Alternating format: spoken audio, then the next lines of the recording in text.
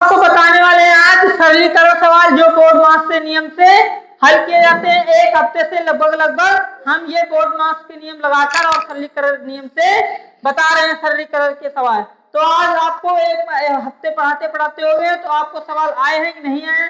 किसको आ गए हैं सवाल ये वाले? आइए आगे आइए। बोर्ड पर आज हल करना होगा क्योंकि आपने एक हफ्ते में क्या सीखा है आपको ये बताना है। तो आपको बोर्ड मास के नियम से ये सवाल सरलीकरण आ गए? Yes sir. किस नियम से इसे लगाओगे? बोर्ड मास के नियम। बोर्ड मास के नियम से लगाओगे। बोर्ड मास का नियम कैसे लगाओगे? पहले ब्रैकेट, उसके बाद का, फिर का होता है, गुणा होता है, उसके बाद और भाग, उसके बाद गुणा, फिर जोड़, फिर घटाना। हाँ, जोड़ घटा। सबसे पहले ब्रैकेट का करना है, फिर काम यानी कि गुणा, भाग, फिर गुणा प्लस माइनस। तो अब तुम इसे हल करिए, लीजिए चौक लीजिए और हल करिए। हल करके दिखाइए कि आप कैसे हल करते हैं। पहले 36, फिर प्लस, फिर 12, ठीक, फिर भाग। हाँ।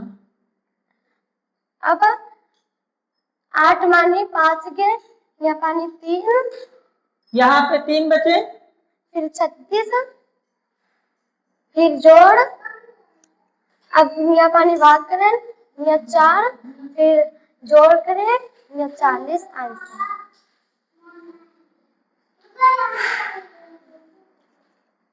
ठीक, बैठिए। अब आप लोगों को ये सरलीकरण का जो बोर्ड मास का नियम लगाए हैं, अगर आप भी 8th क्लास तक पढ़े हैं या 10th क्लास या 12th या फिर कोई भी ग्रेजुएशन किए हैं तो आप ये सवाल पहले बताइए कमेंट पर कि ये सही है कि गलत है। तो आप इसे सवाल देखिए पूरी तरह से और समझिए बोर्ड मास का नियम लगाया गया है, ये सही है या गलत।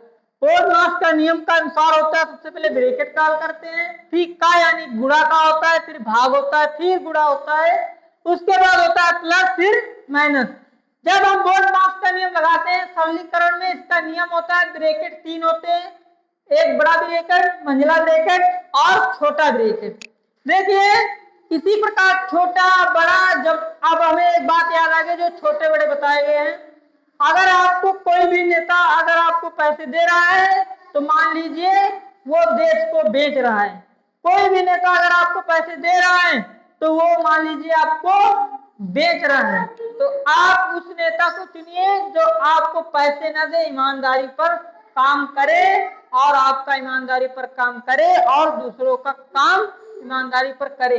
अगर आपको नेता दारू, शराब, जुआ ये सब चीजें सिखा रहा है यानी कि वो नेता आपके देश को बेच रहा है।